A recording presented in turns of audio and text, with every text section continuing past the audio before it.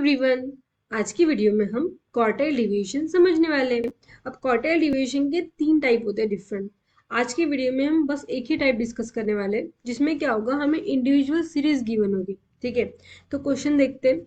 From the following series calculate the quartile division. हमें पूछा जाएगा क्वार्टाइल डिवीजन और गिवन होगी एक सीरीज। एग्जांपल फर्स्ट ले लेते हैं, एक एग्जांपल लेते हैं जिसमें हमें एक सीरीज गिवन है, मतलब इंडिविजुअल सीरीज अगर गिवन होगी तो हमें क्या फॉर्मूला यूज करना है, कैसे क्वार्टाइल डिवीजन निकालना है, ये हमें समझना है। अब क्वार्टाइल डिवीजन का फॉर्मूला देखते सबसे पहले। QD is equal to, QD मतलब quartile division, is equal to Q3 minus Q1 upon 2। ठीक है, अब Q3 और Q1 सबसे पहले तो निकालना पड़ेगा, तब जाके हम QD निकाल सकते हैं, क्वार्टाइल डिवीजन निकाल सकते हैं। तो अब हम देखते हैं कि कैसे की प्रॉब्लम सॉल्व करते हैं, कैसे Q1 Q3 निकालते हैं। ठीक है, तो सबसे पहली जो स्टेप होती है वो क्या होती है कि हमें ये जो भी सीरीज मिलेगी उसे हम असेंडिंग ऑर्डर में अरेंज करते हैं। ठीक है, तो असेंडिंग ऑर्डर में अरेंज करते हैं। सबसे पहले हम देखते हैं इसमें से सबसे छोटा जो नंबर होगा वो लिखते सबसे पहले, मतलब 2।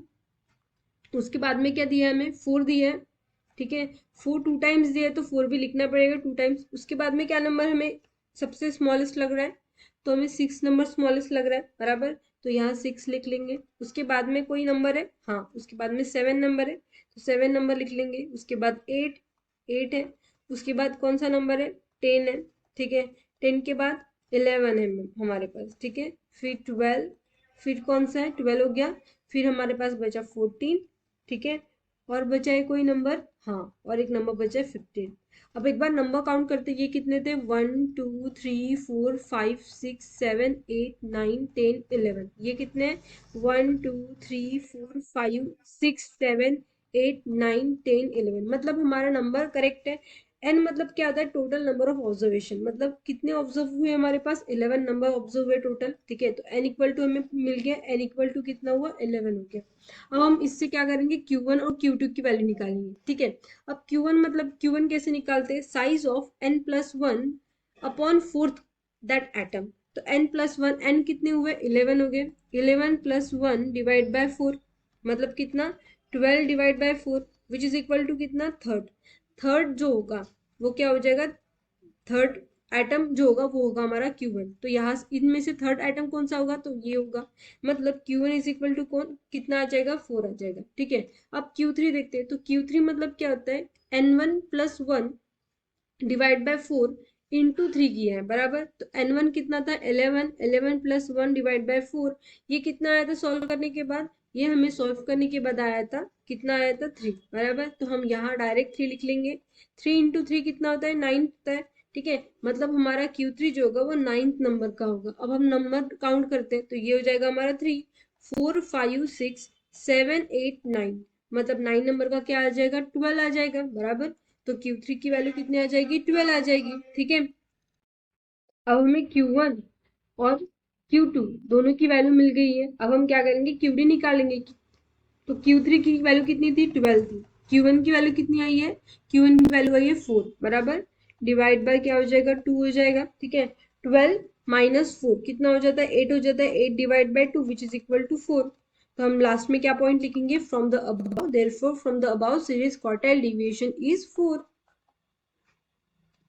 ये वो हमारा फाइनल आंसर। तो ये हो गया एक टाइप का। लेकिन ऐसे भी हो सकता है, जब हम डिवीजन करते हैं यहाँ, तो कुछ पॉइंट में भी आंसर्स आ सकते हैं, तो उस टाइम क्या करेंगे वो हम नेक्स्ट और एक क्वेश्चन देख लेते हैं, उसमें समझेंगे। ठीक है, तो देखते हैं। ठीक है, तो सबसे पहले तो जो भी सीरीज हमें दी होंगी उसको क्या करते हैं, हम असेंडिंग ऑर्डर में अरेंज करते हैं। पर अगर हम यहाँ देखें, ऑब्जर्व करें, तो हमें ये समझ में आ रहा है कि सब चीजें कैसे असेंडिंग ऑर्डर में ही अरेंज है। तो फिर से करने का कोई मतलब ही नहीं है, ऑलरेडी क्या है, ये असेंडिंग ऑर्डर में अरेंज है। तो हम इजीली Q1 निकाल सकते हैं। तो Q1 निकालने के लिए पहले नंबर ऑफ ऑब्जर्वेशन निकाल लेते हैं। 1 2 3 4 5 6 7 8 9 10 11 12 13, n इक्वल टू कितने आ गए, 13 आ गए। ठीक है, अब क्या करेंगे, हम Q1 निकालेंगे। Q1 is equal to n+1 upon 4 है, तो ये वैसे के वैसे ही लिखना है। तो n इक्वल टू कितना हो जाएगा, 13 + 1 डिवाइड बाय 4, मतलब कितना हो जाएगा, ये हो जाएगा 14 divide by 4 which is equal to कितना, तो 14 डिवाइड बाय 4 होता है हमारा 3.5। ठीक है, अब 3.5 दिया है हमें। ठीक है, मतलब ये पॉइंट में दिया है आंसर्स। तो इसे कैसे सॉल्व करते हैं ये हम समझते हैं। तो अगर हमें कोई भी चीज मतलब 3.5 या हो सकता है 4.5, 1.5, 2.5 ऐसा कुछ दिया हो, तो इसे सॉल्व कैसे करते हैं? तो इसके लिए जो फॉर्मूला यूज करते हैं वो हो जाता है हमारा Q1 इज इक्वल टू, अब जो भी इनिशियल नंबर होगा, ये यहाँ क्या दिया है, इनिशियल नंबर 3, मतलब हम लिखेंगे थर्ड एटम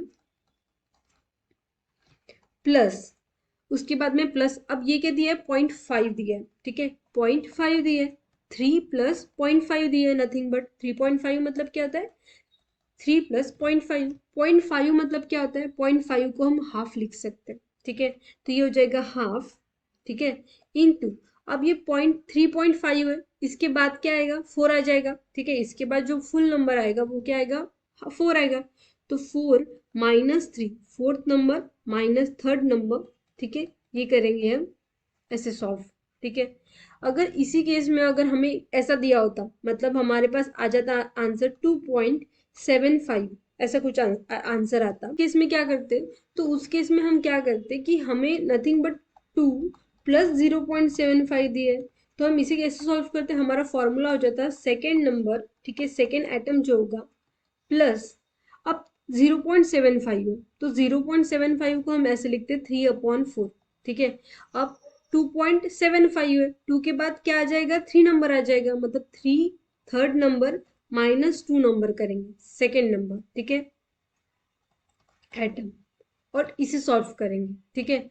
उसी जगह अगर हमें आया होता 3.25, तो इसे कैसे सॉल्व करते, तो 2 पॉइंट कितना आ गया हमें, 3.25 आ गया, तो इसे हम लिखेंगे ये हमारा थर्ड नंबर होगा, प्लस, अब 2 पॉइंट है मतलब 0.25 है, 0.25 भी हम 1/4 भी लिख सकते हैं, तो ये हो जाएगा हमारा 1/4, 3 के बाद क्या आता है, 4 आता है, 4 माइनस 3, ये fourth number minus third number अपना आएगा, इस तरीके से सॉल्व करते हैं। तो हमें इसमें क्या समझना है, हमें इंपॉर्टेंट पॉइंट हमारा ये है कि अगर हमें इस टाइप के क्वेश्चन सॉल्व करने तो हमें पता होना चाहिए, अगर 1/2 अगर हमारा 0.5 में आंसर आ रहा है, ठीक है, तो इसका मतलब क्या आता है कि अगर हमारा 0.5 में आंसर आ रहा है तो हम उसकी जगह क्या लिखेंगे, हाफ लिखेंगे, अगर 0.75 आ रहा है तो उसकी जगह हम 3/4 लिखेंगे, 0.25 में आ रहा है तो हम लिखेंगे 1/4, ठीक है, और सॉल्व करेंगे, ठीक है, तो ये हम इरेज कर लेते हैं,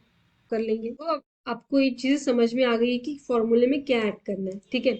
अब देखते हैं, अब हमने क्या किया, 14 डिवाइड बाय 4 को सॉल्व किया, ठीक है, तो इसे डिवाइड करने के बाद हमें क्या आंसर मिला, हमें मिला 3.5, ठीक है, तो Q1 की वैल्यू कितनी आ गई हमारी, 3.5 एटम आ गया, अब 3.5 मतलब क्या, 1/2 लिखेंगे हम, तो Q1 कैसे सॉल्व करेंगे, Q1 इज इक्वल टू हो जाएगा हमारा, क्या लिखेंगे हम, थर्ड एटम,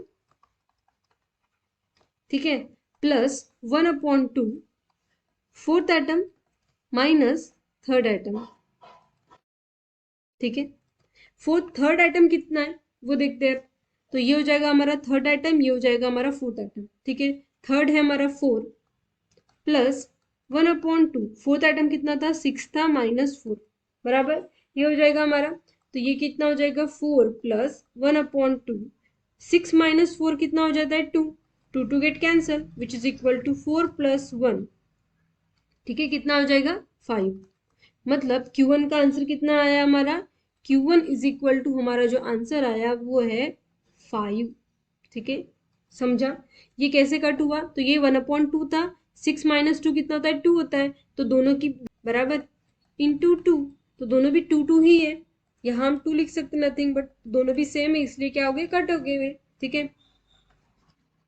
अब देखते हैं Q3 कैसे सॉल्व करेंगे, ठीक है, Q3 हमें देखना है, ठीक है, तो Q3 की वैल्यू कैसे हो जाएगी, यहाँ 3 इंटू n+1, n की वैल्यू कितनी है 13 है, 13 प्लस 1/4, हमने ऑलरेडी सॉल्व किया है, जब हम 13 प्लस 1 डिवाइड बाय 4 लेते तो उसका आंसर कितना आता 3.5, तो इसे लिखेंगे 3 इंटू 3.5, इसे सॉल्व करेंगे 3.5 तो हमारा आंसर कितना आ जाएगा, हमारा आंसर आ जाता है 10.5, कितना आता है 10.5, ठीक है, Q3 मिल गया हमें, अब 0.5 में ही है तो हम इसे भी इसी तरीके से सॉल्व करेंगे, क्या हो जाएगा Q3 is equal to 10th, ये जो नंबर है ये लिखेंगे, प्लस 0.5 है मतलब हाफ लिखेंगे।